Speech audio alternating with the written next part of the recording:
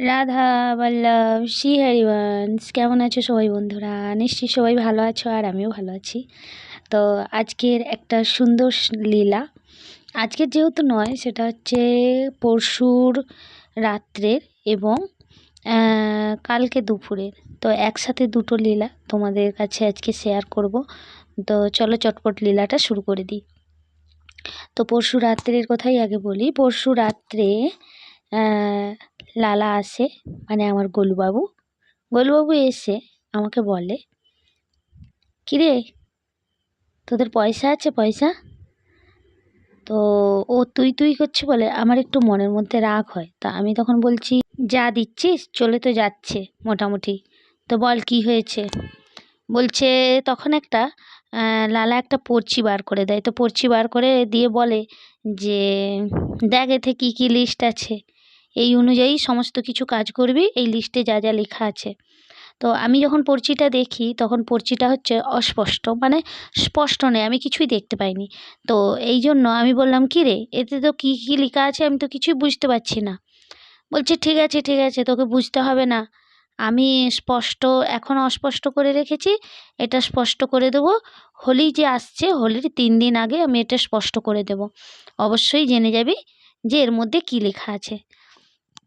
তো বন্ধুরা, এইটুকুনি ছিল। তো আমি জানি না এর মধ্যে, মানে ওই পর্চির মধ্যে কী লেখা আছে এখনও স্পষ্ট হয়নি।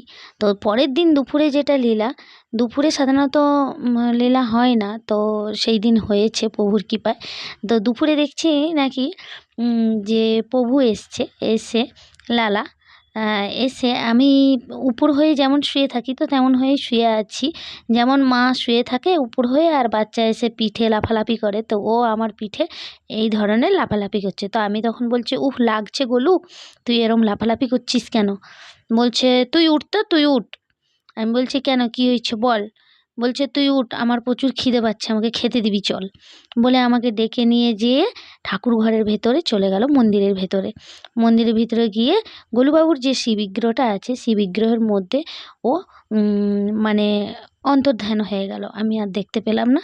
তো তারপর কিছুক্ষণ পরেই আমার ঘুম ভেঙে গেল। তো ঘুম ভেঙে উঠেই মনে হলো যে আচ্ছা গোলুবাবুর খিদে পেয়েছে। তো আমি গেলাম, গিয়ে গোলুবাবুকে খেতে দিলাম। তো লীলার মধ্যে আর একটা যেটা হয়েছিল, আর আমাকে আমার পিঠের মধ্যে যখন লাফালাফি করছিল, ও আমি সেই কাগজটাই ও আমাকে বারবার দেখাচ্ছিল, কিন্তু কাগজটা ছিল মানে অস্পষ্ট, যেটা একদম স্পষ্ট নেই, মানে আবছা আবছা দেখাচ্ছে, কিন্তু কি কি যেন একটা লেখা আছে যেটা আমাকে ও স্পষ্ট করে দেখাচ্ছে না। ওই যে বলেছে হোলির 3 দিন আগে দেখাবে, তো লালাই জানে কি করবে, তার ব্যাপার, সে কখন দেখাবে কি করবে। তো এইটুকুই ছিল লীলা কথা। তো তোমাদের কেমন লাগলো? এত সুন্দর একটা লীলা, আমার তো খুব ভালো লেগেছে। প্রভু যে কী আদেশ দিচ্ছে সেটাও আমি কিছু বুঝতে পারছি না, ওটা তো হয়তো বুঝতে পারবো ওই যে বলেছে হোলির 3 দিন আগে, তার আগে তো আমাকে বুঝতেই দেবে না। কারণ এই লীলা থেকে একটা জিনিস স্পষ্টভাবে আমি শিক্ষা পাচ্ছি, যেটা জ্ঞান পাচ্ছি, যে প্রভু যেটা চাইবে, প্রভু যদি চায় যেটা জানাবে তো জানাবে, প্রভু যদি না চায় জানাবে না তো জানাবে না। তো এইটা হচ্ছে কথা, সব কিছু প্রভুর ইচ্ছাই হয়, সমস্ত কিছু এই পৃথিবীতে জীব যাই করুক না কেন সবই প্রভুরই কৃপা এবং প্রভুর ইচ্ছায়। প্রভুর ইচ্ছা বিনা পৃথিবী, এই ব্রহ্মাণ্ডের একটা পাতাও নড়ে না। তো আমরা অস্পষ্ট জিনিসকে স্পষ্টভাবে আমরা চাইলেও পারবো না। আমাদের জীবনের যা কিছু করব প্রভুর ইচ্ছাতেই হবে, প্রভু যদি চায়। তো ওই পরিচিত দ্বারা একটা জিনিস শিক্ষা পেয়েছি, যে প্রভু যদি ওটাকে স্পষ্ট করতে চায় অবশ্যই আমি জানতে পারবো। তো যবে জানাবে তবে, তো আমাদের জীবনটাও এই রকমভাবেই প্রভুর ইচ্ছাতেই সব কিছু চলে।